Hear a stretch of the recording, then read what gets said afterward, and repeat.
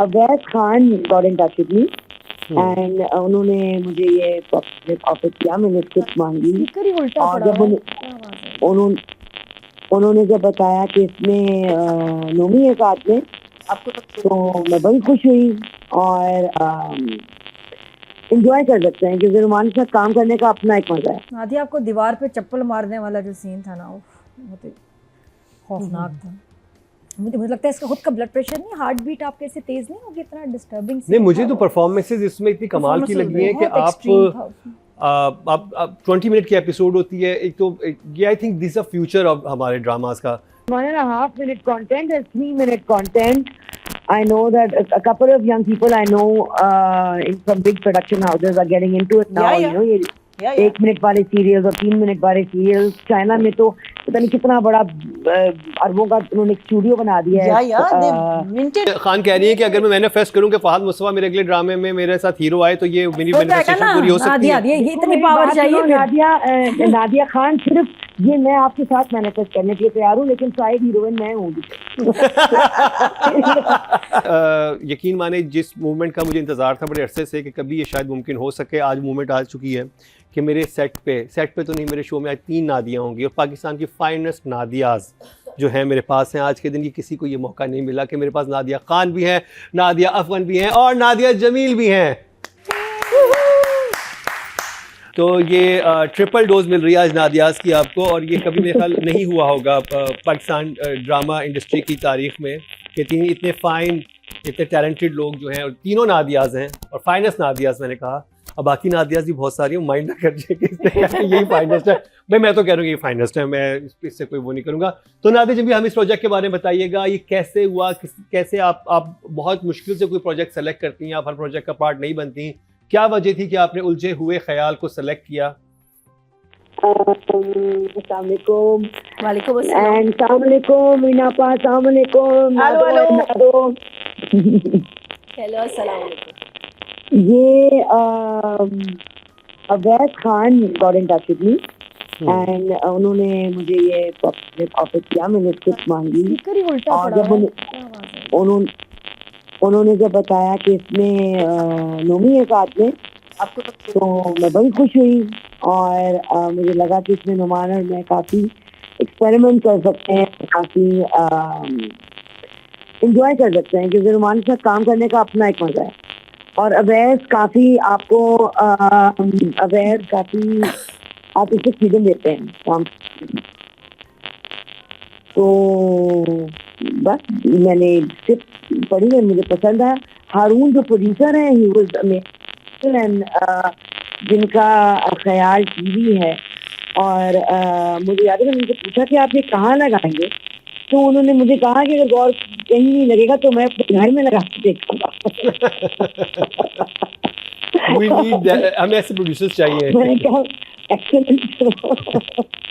But it was amazing to make. I think the process जो था एक बहुत intense process था, और इनका जो कपल का जो उतार चढ़ाव इनके नफ्सियात का होता है और आता है, और इसमें काफी हमें खेलने की गुंजाइश थी नोमी भाई और मुझे, काफी वो एक्सपेरिमेंट और डिस्कस करने का हमें मौका मिला। ओके, नादिया खान आप भी पूछना चाहेंगी नादिया जमील से? आप दोबारा ऐसा कुछ करना पसंद करेंगी? And are you happy with the way turned out technically, अपना काम से हटके? आपको लगता है कि डायरेक्शन बेहतर हो सकती थी, लाइटिंग, फ्रेमिंग, लोकेशन बेहतर हो सकती?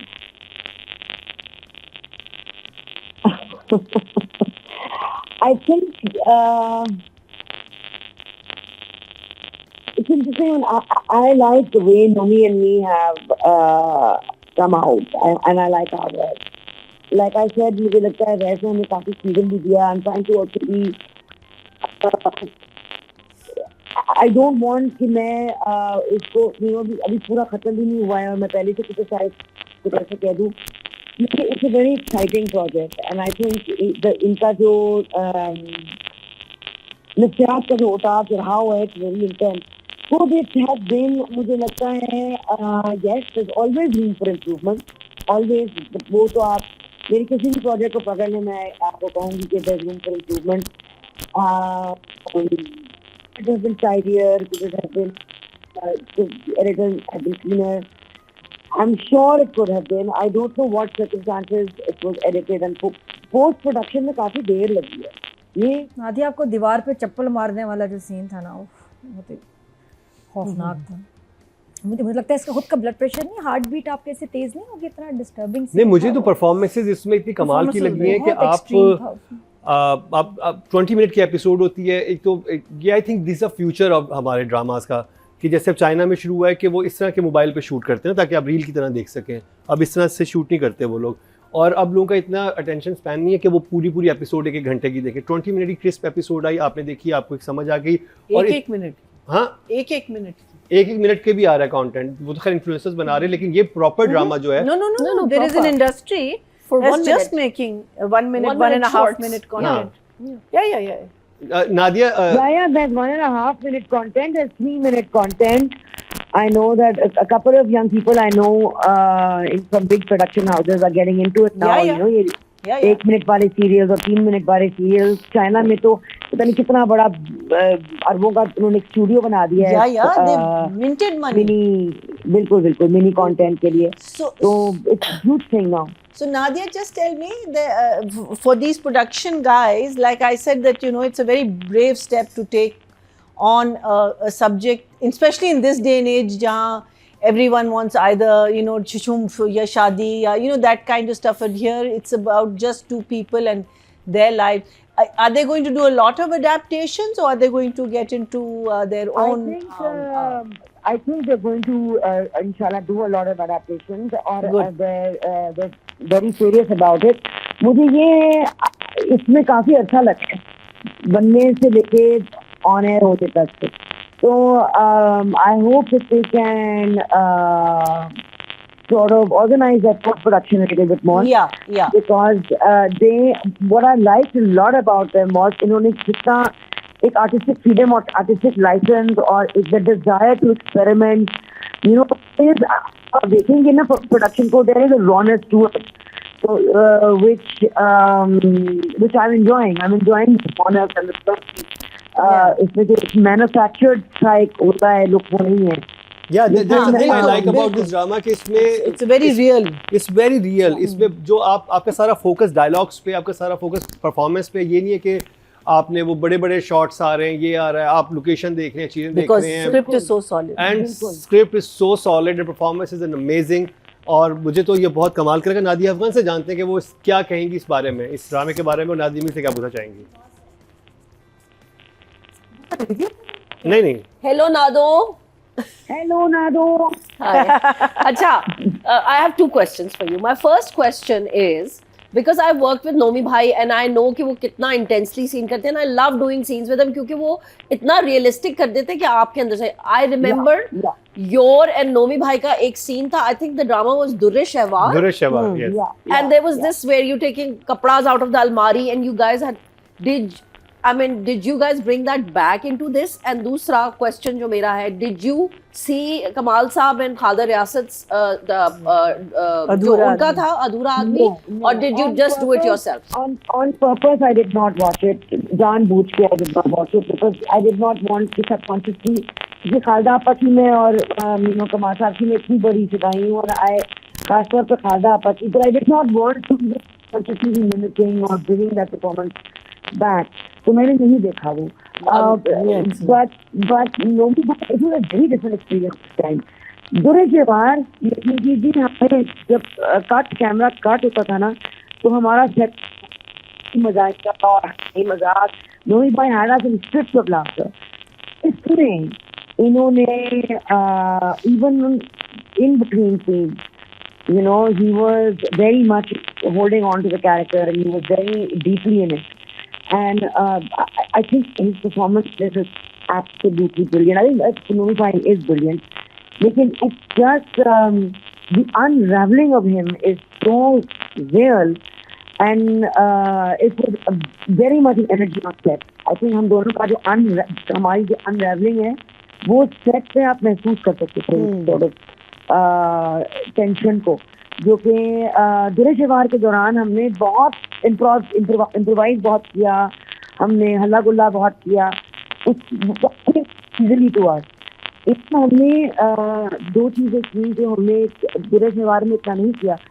एक तो ये कि हम थ्रू आउट हमने कोशिश किया इन कैरेक्टर रहें, और दूसरी चीज़ हमने तराशा है थोड़ा सा, लाइक हम जो लंबे पीसेस थे उनको हम बैठ के रिहर्स करके तराशते थे कि इसका ऊंच नीच क्यों होना चाहिए, यहाँ पे ये technically we got into it a little bit more. I think ये sorry नादिया जी, मैं आपको कट कर रहा हूँ कि वो स्क्रीन पे आ भी रहा था बिकॉज इस ड्रामे को देख के ये एहसास हो रहा था कि वाकई इतने साल से ये कपल एक साथ रह रहा है, जो एक फ्रैंकनेस थी, जो एक कंफर्ट लेवल था। क्योंकि बहुत सारे ड्रामास का हम रिव्यू करते हैं, वो दिखा रहा होता है कि 10 साल की शादी हुई है और लग ही नहीं रहा होता कि ये लगता है आज ही सेट पे मिले हैं, बिकॉज उसमें इतना जबरदस्त। दुरे शेवार में भी मुझे लगता है कि वो कंफर्ट लेवल था, लेकिन दुरे शेवार बहुत आसान था क्योंकि दुरे शेवार में वो हमारा कैरेक्टर लड़ रहा था सिर्फ, हमारा एक ही वो एक जज्बा जो था वो सिर्फ इरिटेशन और गुस्से का था, you know, other than the one or two flashback scenes जिनमें we had to play romantic, and then it was all just irritable, angry. इधर इतना आसान नहीं था क्योंकि एक ब्लैक एंड व्हाइट इमोशन नहीं है इसमें, मोहब्बत हो गई है और लेकिन चिड़ चढ़ी हुई एक दूसरे से, क्योंकि इसमें ये बहुत ज्यादा अपने ठहराव को संभालने की कोशिश कर रही है, ये बहुत कोशिश कर रही है कि ये किसी न कि ये संभली रहे कि इससे ना अनरेबल हो जाए, because she is very trying hard. उसमें वो बहुत ज्यादा आसान था इसके शेवार। चले आई थिंक हम लोगों को बड़ा मजे का लग रहा है, रिव्यू भी जरूर देखिएगा, नादिया खान की भी राय आएगी, नादिया अफन की भी इस पर राय आएगी, मरीना जी भी इस पर बात करेंगी, और एक बड़ा अच्छा इनिशिएटिव है, बड़ा ब्रेव मूव है कि जो आर्ट है वो और ये जो नया स्टोरी टेलिंग का जो पूरा ये नया क्राफ्ट है इस तरह का, इसमें hats off to I think Khayal entertainment and Awais and Nomi भाई जिन्होंने बहुत सपोर्ट किया, और you know it is very much a group effort, and you know Rahat भाई sound the OST, so everybody pitched in to sort of really make it work, लेकिन कुछ मुख्तलिफ, I remember this is the beginning, so it's very raw and इंशाल्लाह ताला। Yes, और I think अभी अब कुछ चीज़ों की निशानदेही हम भी करेंगे आगे जब हम रिव्यू करेंगे, क्योंकि हमने तो उसमें राइटिंग और डायरेक्शन में भी बात करनी है, बाकी चीज़ों में बात करनी है कि एडिटर तक पे बात होगी, DOP पे भी बात होगी, तो ज़रा उस पर भी हम बात करेंगे। लेकिन ओवरऑल मैं ऑडियंस को बोलना चाहूँगा कि प्लीज़ देखिए इस ड्रामे को, बहुत इंटरेस्टिंग है, 20 मिनट की एपिसोड है, बहुत रिलेटेबल है, हर डायलॉग में बहुत डीप मीनिंग है, और अगर आप 1 से 2 दफ़ा देखते हैं उस एक डायलॉग को तो कुछ समझ आता है कि अच्छा ये राइटर यहाँ पे ये बात कहना चाहते हैं। जैसे कि मैंने जी ने बताया कि ये इंग्लिश ड्रामे की एडॉप्टेशन है, it's a play, it's a stage play. हाँ, initially I just want to say कि यहाँ पे जो एक अर्बन जंगल में हम रह रहे हैं, शहरों में, हम ये भूल जाते हैं कि हम भी कुदरत का हिस्सा हैं।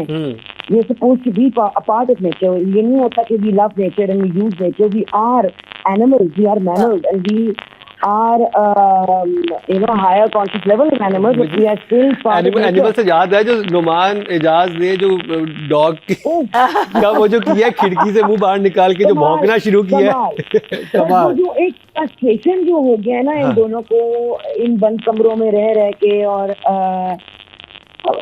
that frustration was very real, and it's something that we studied and we talked about कि कितना लोगों में